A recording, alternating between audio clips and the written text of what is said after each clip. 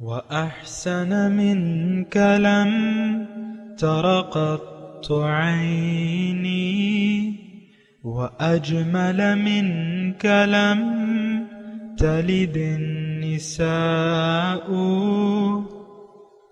خلقت مبرأ من كل عيب خلقت مبرأ من كل عيب كأنك قد خلقت كما تشاء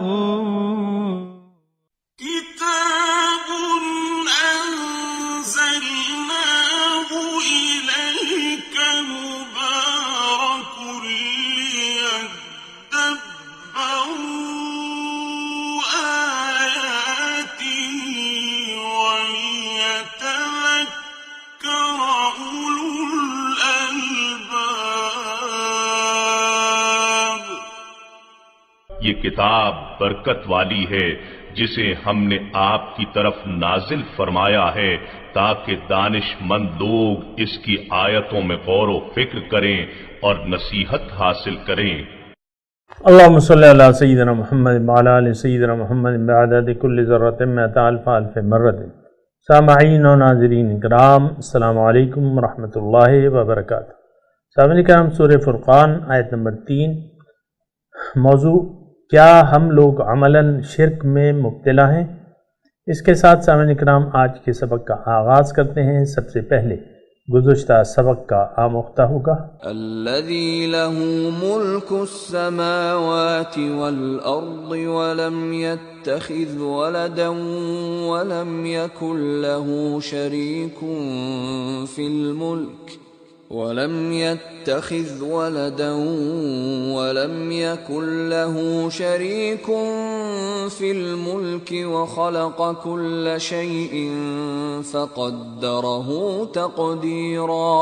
وہ اللہ کے آسمانوں اور زمین کی بادشاہت اسی کے لیے ہے، اور جس نے نہ اپنے لیے کوئی اولاد بنائی ہے اور نہ بادشاہی میں اس کا کوئی شریک ہے، اور اسی نے ہر چیز کو پیدا فرمایا ہے، پھر اس کی بقا و ارتقاء کے ہر مرحلے پر اس کے خواص، افعال اور مدت، الغرض ہر چیز کو ایک مقررہ اندازے پر ٹھہرایا ہے۔ سامعین کرام، سورہ الفرقان آیت نمبر 3۔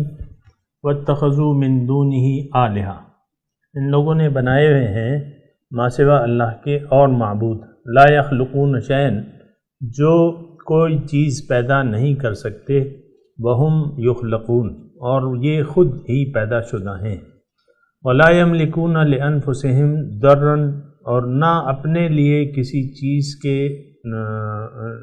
مالک ہیں، کسی چیز کے نقصان کے، ولا نفعا، اور نہ کسی فائدے کے، ولا یملکون موتا، اور مالک یہ نہیں ہے موت کے، نہ وہ موت کے مالک ہیں، ولا حیاتن، اور نہ زندگی کے، ولا نشورہ، اور نہ مرنے کے بعد اٹھا کے جمع کرنے کا اختیار رکھتے ہیں۔ نشور، مرنے کے بعد دوبارہ زندہ کرنے کا، یعنی جو مر جائے اس کو زندہ بھی نہیں کر سکتے، خود نہیں کسی اپنے لیے کسی نقصان کے مالک ہیں، نہ نفع کے۔ سامعین کرام، یہ ایک گزارش میں سب سے پہلے کر دوں، اور یہ میں کرتا رہتا ہوں کہ یہ مضامین 7 نبوی کے ہیں، لیکن آپ نے ان کو 7 نبوی کے تناظر میں نہیں دیکھنا، آپ نے آج کے تناظر میں دیکھنا ہے کہ اس میں ہمارے لیے کیا سبق ہے، اور آیا ہم ان آیات کے مصداق ہیں یا نہیں ہیں۔ مثال کے طور پہ جو آیت ہم نے آج پڑھی ہے، وَاتَّخَذُوا مِن دُونِهِ آلِهَةً، انہوں نے بنائے ہوئے ہیں اللہ کے سوا اور معبود۔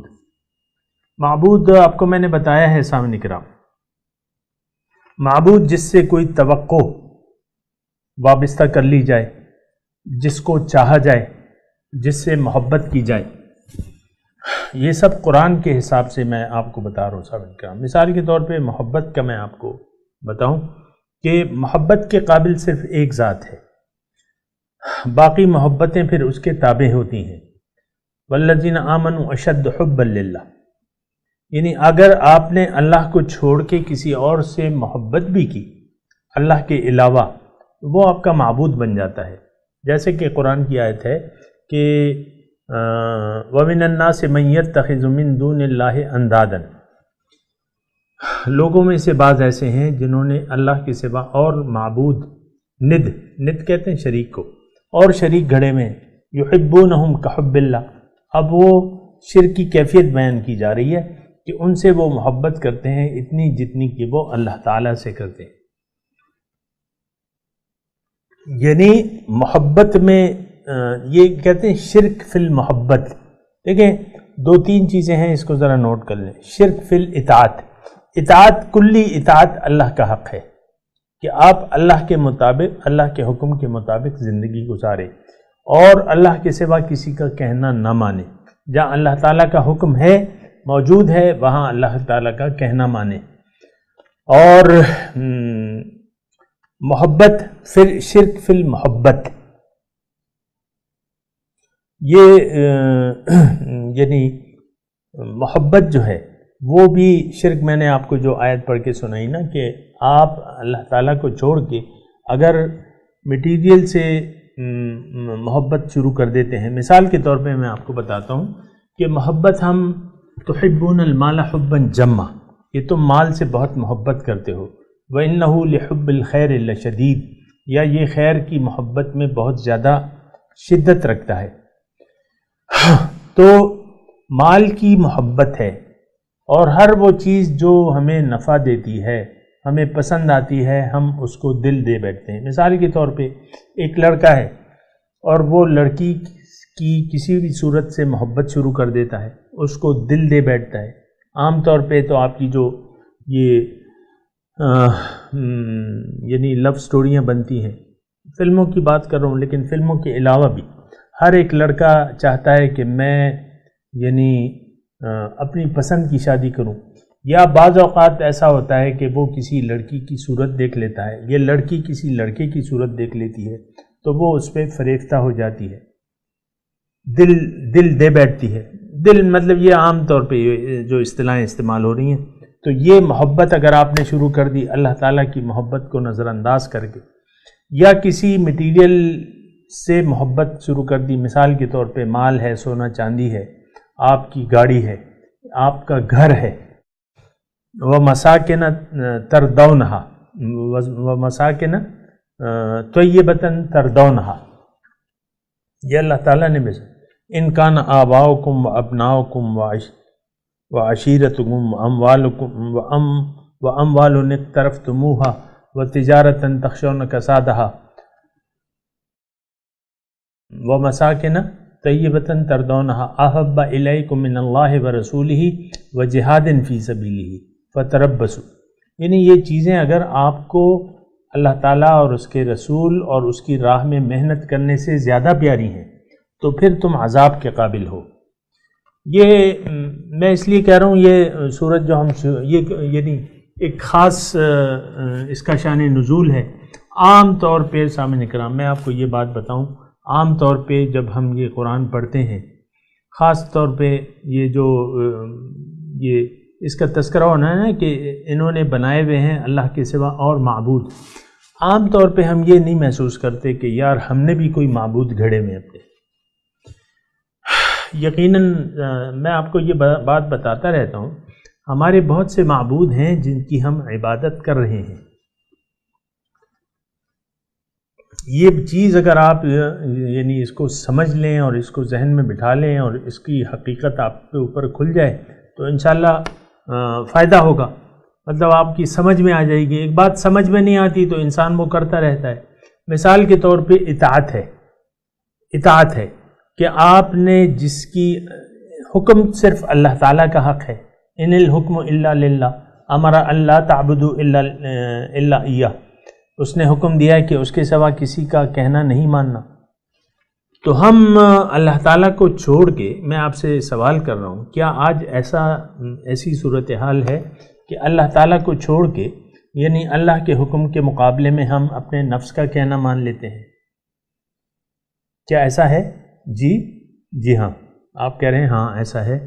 تو جب ایسا ہے کہ آپ اللہ کے علاوہ اور ہستیوں کا بھی کہنا مانتے ہیں، وہ آپ کا نفس ہو سکتا ہے، وہ آپ کا معاشرہ ہو سکتا ہے، وہ آپ کے ماں باپ، بیوی، بہن بھائی، شوہر ہو سکتے ہیں، بچے ہو سکتے ہیں، کہ اللہ کے حکم کے مقابلے میں آپ ان کو یعنی ان کی بات کو ترجیح دے دیں، ان کی بات مان لیں۔ معاشرے کی عام طور پہ آپ کہ بھئی لوگ کیا کہیں گے، ایسی بات کہی جاتی ہے نا، لوگ کیا کہیں گے، ناک کٹ جائے گی، ایسی باتیں ہوتی ہیں نا، نہیں، ہم تو جو رواج ہے وہ کریں گے۔ تو بہت ساری ایسی باتیں ہیں۔ تو یعنی یہ عبادت ہے، یعنی اللہ کے حکم کے مقابلے میں کسی اور کی بات مان لینا عبادت ہے سامعین کرام۔ میں نہیں کہہ رہا، قرآن کے زبان آپ سنیے کہ اللہ تعالیٰ فرماتے ہیں کہ کیا تم نے دیکھا ہے ارأیت من اتخذ الہہ ہواہ، کیا دیکھا ہے تم نے اس شخص کو جس نے اپنی خواہشات کو اپنا معبود بنا لیا ہے اور یہ گمراہ ہو گیا ہے، علم کے باوجود گمراہ ہو گیا ہے، اور اللہ تعالیٰ نے اس کے دل پہ مہر لگا دی ہے، اس کی سماعت پہ مہر ہے، اس کی آنکھوں پہ مہر ہے۔ تو یہ سامعین کرام یہ شریک ہیں، قرآن کی زبان میں یہ شریک ہیں آپ، یعنی آپ نے اپنی خواہشات عام طور پہ سامعین کرام، میں ایک عام بات کہتا ہوں جس کو آپ سمجھ جائیں گے، عام طور پہ ہم منچاہی زندگی گزار رہے ہیں اور گزارنا چاہتے ہیں، اللہ کے تابع بن کے ہم نہیں رہنا چاہتے عام طور پہ، خاص طور پہ یہ معاشرہ اجتماعی طور پہ اور انفرادی طور پہ اللہ کے تابع ہو کر زندگی نہیں گزارنا چاہتا، اللہ کے حکم کے تابع ہو کے یہ زندگی نہیں گزارنا چاہتا۔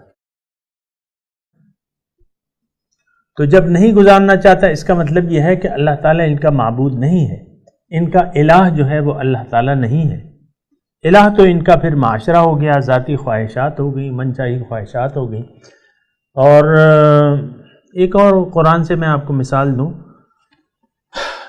سورہ یاسین میں ہے یہ آیت کہ الم اعہد الیکم یا بنی آدم اللہ تعبدوا الشیطان وان اعبدونی ھذا صراط مستقیم، کہ اے بنی آدم کیا میں نے تم سے یہ نہیں کہا تھا، کیا میں نے یہ وعدہ نہیں لیا تھا، الم اعہد الیکم یا بنی آدم اللہ تعبدوا الشیطان، کہ شیطان کی عبادت مت کرنا اور میری بندگی کرنا، میری عبادت کرنا۔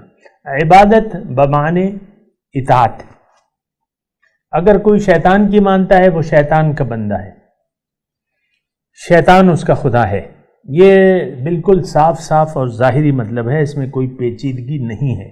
یعنی کوئی اگر من چاہی نفسانی خواہشات، وہ تو آپ کو میں نے ابھی قرآن سے بتایا نا، یہ بھی میں قرآن سے آپ کو بتا رہا ہوں، شیطان کی عبادت کیا ہے، اس کی بات مان لینا۔ اب ہم سے عام طور پہ شیطان ہمیں وسوسے دیتا ہے، ڈراتا ہے۔ مثال کے طور پہ ایک آدمی کے پاس مال ہے لیکن وہ اس کو خرچ کرنے کے لیے اللہ کی راہ میں تیار نہیں ہے۔ مثال کے طور پہ ایک جگہ پہ ایک مسجد کی ضرورت ہے، مسجد کی ضرورت ہے، اس کے پاس مال ہے، یا اس میں وہ شیئر کر سکتا ہے اچھے طریقے سے، لیکن وہ شیئر نہیں کرتا کہ میرا مال ہے، یہ تو خرچ ہو جائے گا، کنجوسی سے کام لیتا ہے۔ تو اس کا مطلب یہ ہے کہ یہ تو پھر مال سے محبت کر رہا ہے۔ اللہ تعالیٰ تو فرماتا ہے کہ تم خرچ کرو اور اپنے لیے، وَلْتَنْظُرْ نَفْسٌ مَا قَدَّمَتْ لِغَدٍ، ایک آدمی یہ دیکھے کہ کل کے لیے وہ کیا بھجوا رہے ہیں۔ اب کل پہ تو کسی کا اعتماد و بھروسہ ہی نہیں ہے سامعین کرام۔ یہ ایسی کھلی باتیں ہیں سامعین کرام کے، یعنی اس میں ایسی کوئی بات نہیں ہے جو آپ کی سمجھ میں نہ آئے، آپ اچھی طرح جانتے ہیں میں کیا کہہ رہا ہوں۔ اور بعض اوقات یہ یعنی ایک آدھ قاری مجھ سے یہ کہتا ہے، یعنی میری باتوں سے سن کے مایوس ہو جاتا ہے اور اپنے اوپر کفر کے فتوے لگا لیتا ہے، حالانکہ میری مراد ہرگز یہ نہیں ہوتی کہ کسی کو میں کافر قرار دے دوں یا اس میں میری کوئی، لیکن یہ باتیں ہوتی ہیں اصلاح کے لیے۔ دیکھیں غلطیوں کی جب تک نشاندہی نہ کی جائے تو پھر آپ اس کی اصلاح کیسے کریں گے؟ یہ الگ بات ہے کہ آپ اپنی اصلاح کرنا ہی نہیں چاہتے، یہ الگ بات ہے کہ آپ اللہ کے سامنے سر جھکانا ہی نہیں چاہتے، وہ تو ایک الگ بات ہے، وہ آپ کی مرضی ہے، لیکن میری ان غلطیوں کی نشاندہی کا مقصد یہ ہے کہ ہم اپنی اصلاح کر لیں، اللہ ہی کو اپنا معبود، مقصود، محبوب اور مطلوب بنا لیں۔ وَاتَّخَذُوا مِن دُونِهِ آلِهَةً، اب یہ آیت خاص طور پہ ایسی ہے کہ اس میں ہمیں دیکھنا ہے کہ ہم نے اللہ کے سوا کوئی معبود تو نہیں بنائے ہوئے، کوئی یعنی غیر اللہ سے ہماری کوئی توقعات تو نہیں لگا لی، غیر اللہ کی محبت کو دل میں تو جگہ نہیں دے دی۔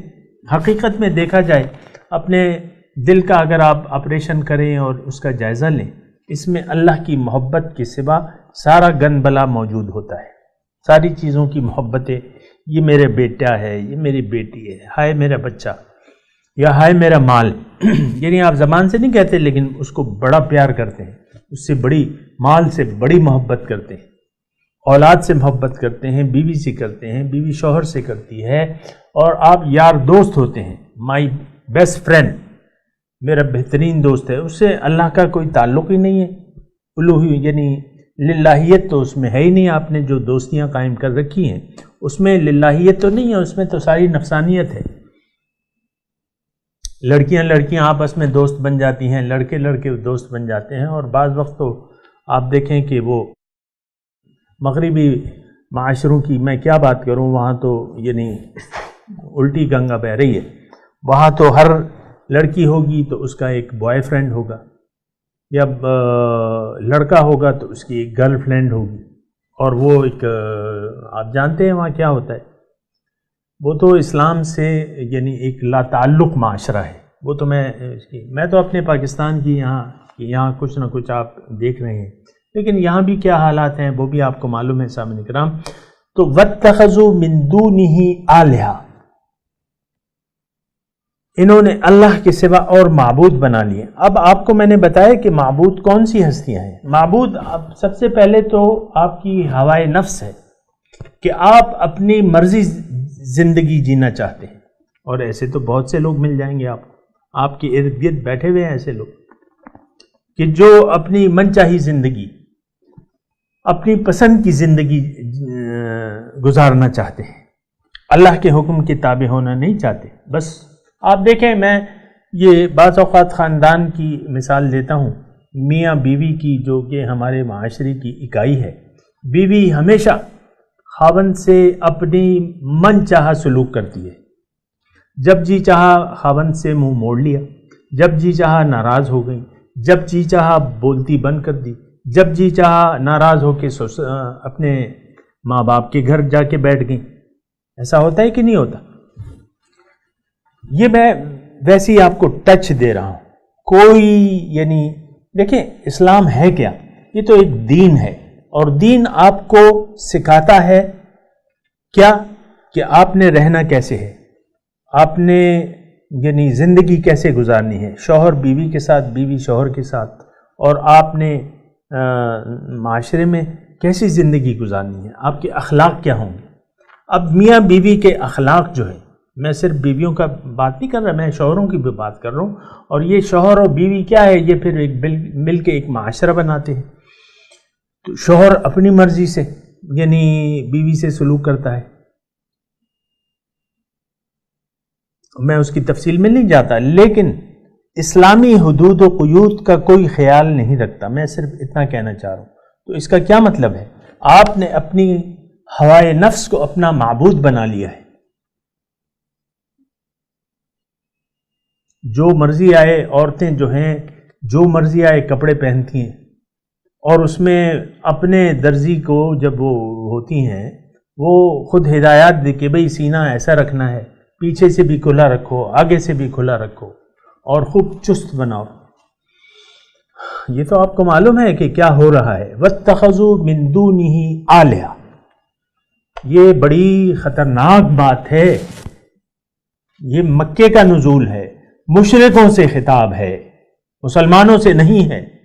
ہم نے مشرکانہ افعال اور اعمال اختیار کر رکھے ہیں، سامعین کرام، مشرکانہ روش پر ہم لوگ قائم ہیں۔ اور پھر آپ اکثر میں کہتا ہوں جنت کا تذکرہ کرتا ہوں اور لوگ ہوا میں دیکھنے لگتے ہیں کہ بھئی یہ کیا کر رہے ہیں، ہمیں تو پتہ نہیں کیا ہوگا. وہ تو ٹھیک ہے، کسی کو نہیں معلوم، لیکن جنت کا راستہ تو کم از کم معلوم ہے نا ہمیں کہ بھئی جنت کو کون سا راستہ جاتا ہے. جنت کو اللہ کی بندگی کا راستہ جاتا ہے. اللہ کے سامنے جس نے سر جھکا دیا اللہ تعالیٰ اس کے ساتھ وعدہ کرتا ہے، جنت کا وعدہ، اولئک ھم الوارثون الذین یرثون الفردوس، یہ وہ لوگ ہیں جو جنت کے وارث ہیں. سورہ مومنون ابتدائی آیات، قد افلح المؤمنون الذین هم فی صلاتهم خاشعون والذین هم عن اللغو معرضون والذین هم للزکاة فاعلون والذین هم لفروجهم حافظون الا على ازواجهم او ما ملكت ايمانهم فانهم غير ملومين ومن ابتغى وراء ذلك فاولئك هم العادون والذين هم لاماناتهم وعهدهم راعون اولئك الذين والذين هم على صلواتهم يحافظون. ایسی آیت ہے. پھر آخر میں یہ ہے اولئک هم الوارثون، یہ لوگ وارث ہیں. الذین یرثون الفردوس، جو جنت میں داخل ہوں گے، جنت کے وارث یہ لوگ ہیں. اب آپ اپنی کوشش کر رہے ہیں ان صفات کو اپنے اندر پیدا کرنے کی کوشش کر رہے ہیں، تو پھر توقع تو رکھنی چاہیے جنت کی. ہاں، اللہ کے عذاب سے ڈرنا بھی چاہیے، اس کی شان بے نیازی بہت ہے، وہ یعنی اس کا بھی خیال کرنا چاہیے، لیکن جنت کی توقع بھی کرنی چاہیے. تو واتخذوا من دونہ آلہہ. سامعین اکرام، یہ خطاب تقریباً 1450 سال پہلے مشرکین مخاطب تھے اس کے. آج ہم مخاطب ہیں. آج سینے پہ ہاتھ رکھ کے آپ کہہ سکتے ہیں کہ میرا تو کوئی معبود نہیں ہے سوائے اللہ کے، میرا تو کوئی مقصود نہیں ہے سوائے اللہ کے، میرا تو کوئی محبوب نہیں ہے سوائے اللہ کے. سینے پہ آپ ہاتھ رکھ کے کہہ سکتے ہیں؟ نہیں کہہ سکتے. اگر آپ تیار ہو جاتے ہیں، اس کا مطلب یہ ہے کہ اس آیت کے مفہوم پہ آپ سمجھے نہیں ہیں کہ اس کا مفہوم کیا ہے. دیکھیں، مشرکانہ ایک روش ہوتی ہے. مشرک تو اللہ تعالیٰ کو مانتے تھے. ابھی ہم آیات پڑھ چکے ہیں، وَلَئِن سَأَلْتَ مَنْ خَلَقَ السَّمَاوَاتِ وَالْأَرْضَ لَيَقُولُنَّ اللَّهُ. بھئی زمین اور آسمان کس نے پیدا کیے ہیں؟ وہ کہیں گے اللہ نے. مَن رَبُّ السَّمَاوَاتِ وَالْأَرْضِ سَيَقُولُونَ اللَّهُ. زمین آسمان کا رب کون ہے؟ وہ کہیں گے اللہ تعالیٰ نے. قُلْ مَن بِيَدِهِ مَلَكُوتُ كُلِّ شَيْءٍ وَهُوَ يُجِيرُ وَلَا يُجَارُ سَيَقُولُونَ لِلَّهِ. مشرک تو یہ ساری باتیں اللہ کو تو وہ مانتے تھے. تو اللہ کو ماننا کوئی توحید نہیں ہے. سامعین اکرام، اللہ کو الہ واحد تسلیم کر لینا، اللہ تعالیٰ کو مقصود واحد بنا لینا، اس کو محبوب واحد بنا لینا، اس کو معبود واحد بنا لینا، یہ توحید ہے. دیکھیں، لا الہ الا اللہ جو کہ ہمارا کلمہ توحید ہے.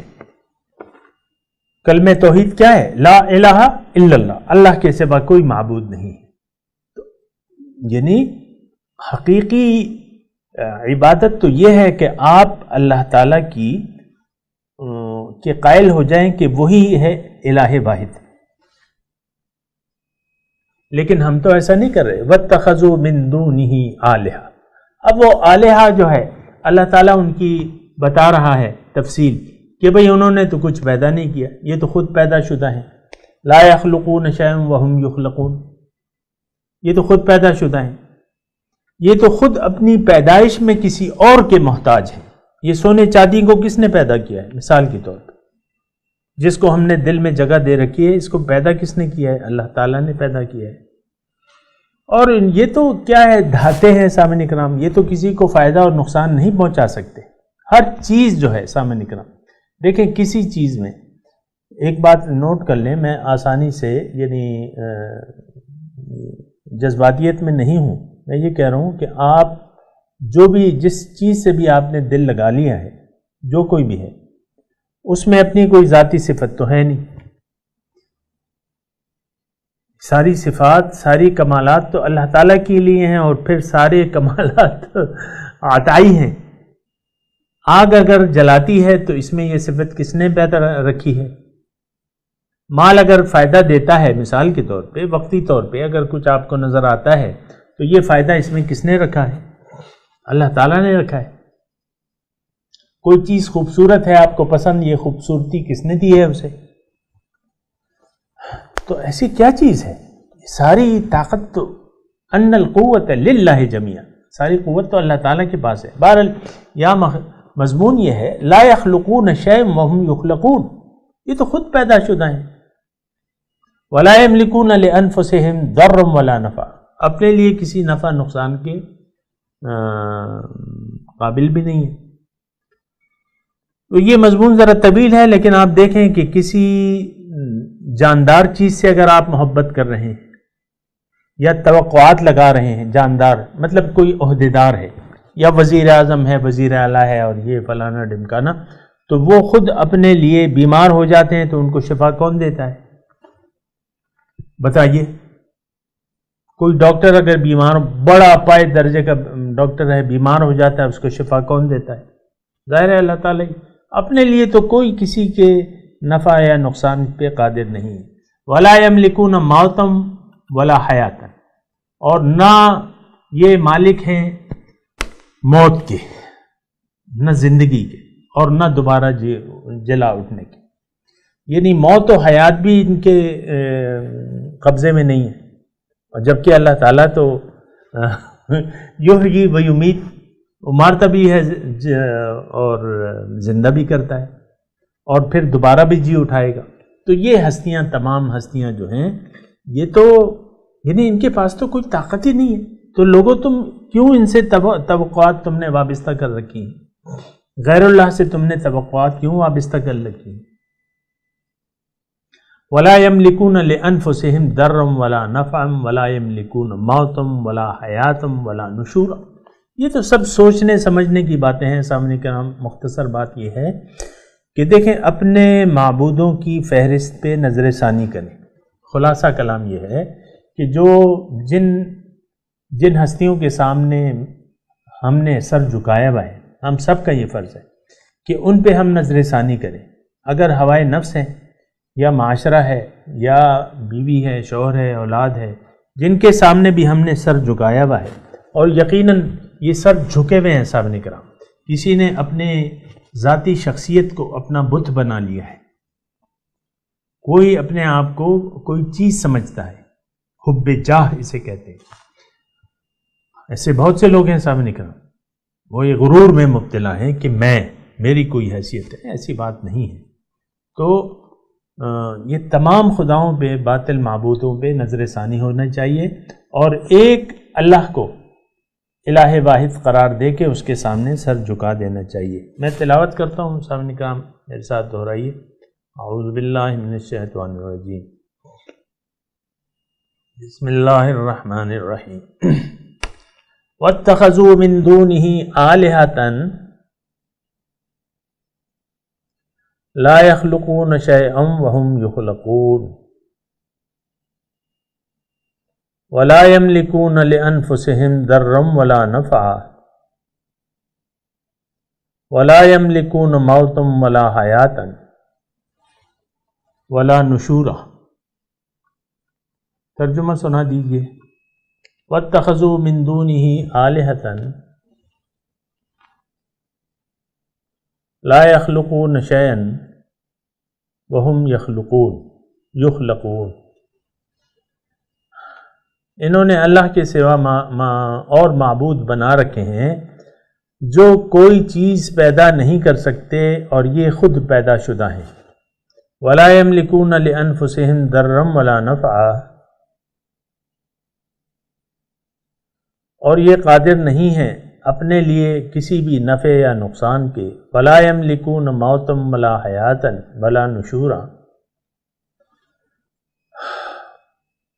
اور نہ موت و زندگی پہ یہ قدرت رکھتے ہیں، اور نہ دوبارہ ان کے بس میں ہے کہ دوبارہ زندہ کر دیں، دوبارہ پیدا کر دیں۔ سامعین کرام، اب ان آیات کی تلاوت اور ترجمہ سنتے ہیں۔ واتخذوا من دونه آلهة لا يخلقون شيئا وهم يخلقون